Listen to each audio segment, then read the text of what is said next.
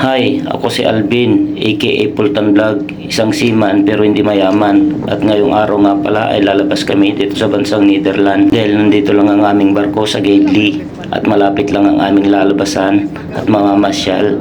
At plano pala namin pumunta sa Central. At ito pala ang aking mga kasama, ang mga kasama kong Europe boy, alright. At may barko pala sa aming likuran. Oh, shout out muna kayo. Oh, yan ang mga Europe boy.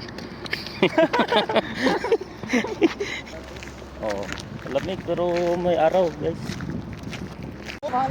At nakalabas na pala kami ng gate. Na, oy, tignan natin ang nakita na naman ang aming barko doon dahil malapit pa lang kami pero nandito na kami sa labas. Patuloy pa rin kami naglalakad.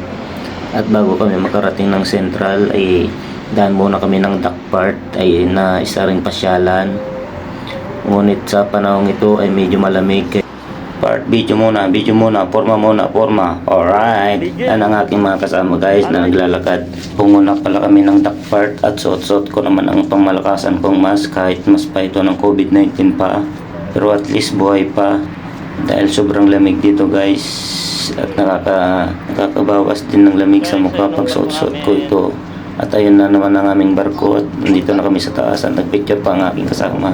At ayan, binigyan ko muna para makita nyo rin ang aking barkong sinasakyan. At ayan. At ayun din ang isang barko sa likod namin.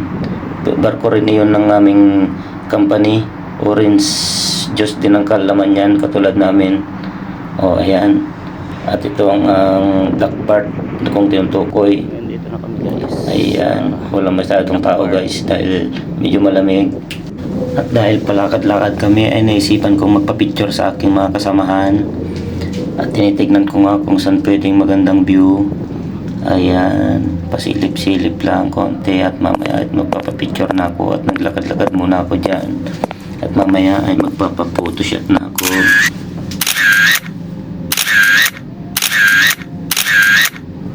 At patuloy na naman kaming maglalakad guys dahil medyo malayo-layo pang aming lalakaran.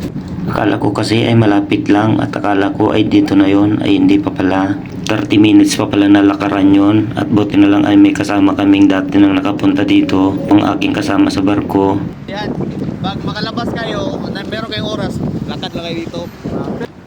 At sinadya pala namin talagang maglakad para habang naglalakad ay parang namamasyal na rin kami at makita namin ang mga nadadaanan namin at dahil dyan ay magpapapicture ulit tayo at dahil sobrang lamig ay napatagay muna tayo ng isang bote pampainit ng katawan para tuloy lang naman ang lakad mamaya hanggang sa makarating sa Central.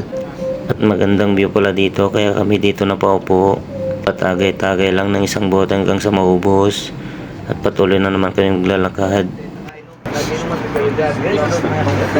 At kukunin ko ang aking cellphone para mag-selfie. At ayan, alright na yan. Patuloy na kami maglalakad dahil malapit na rin kami. Tapos ang beer. Oh, Dapat na tayo ng isa. oh, yan ang mga tropa. Oh. Tapos ay, matapos isang beer naman. Dito nga pala ay malapit na kami. Ngunit tinamaan yata ko ng isang bote ng beer. Dahil nandito na tayo, picture muna tayo. Habang nandito nga kami ay ito naman ang nangyari. Biglang umaambon ng yelo.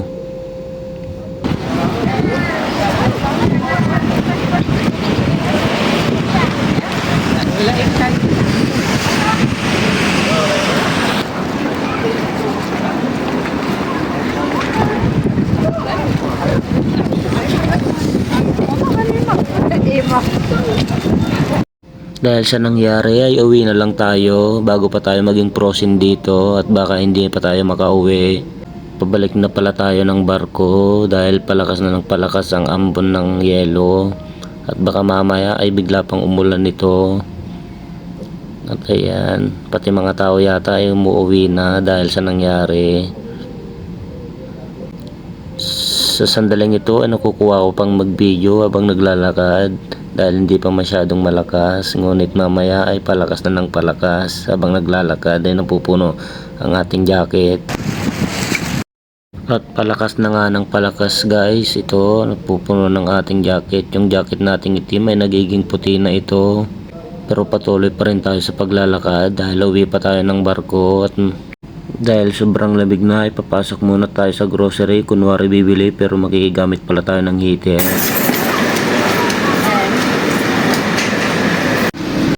At dahil nakapainit na ulit tayo guys, ay tuloy na naman tayo sa paglalakad. At ito nang nangyari sa mga kalsada, nagiging puti na dahil kumakapal na ang yelo. At malinis na naman ang aking jacket at naka-heater tayo kanina sa grocery.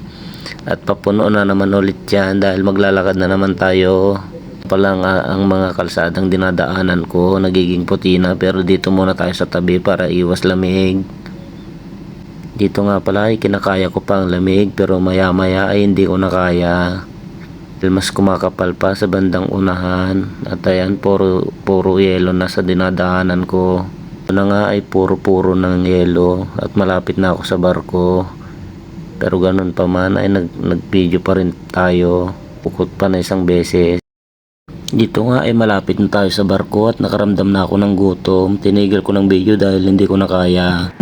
Pagdating ko sa barko, diretso kain pala ako. Naabutan ko si Brodka ay kay Brownie. Shoutout ko kay Brownie.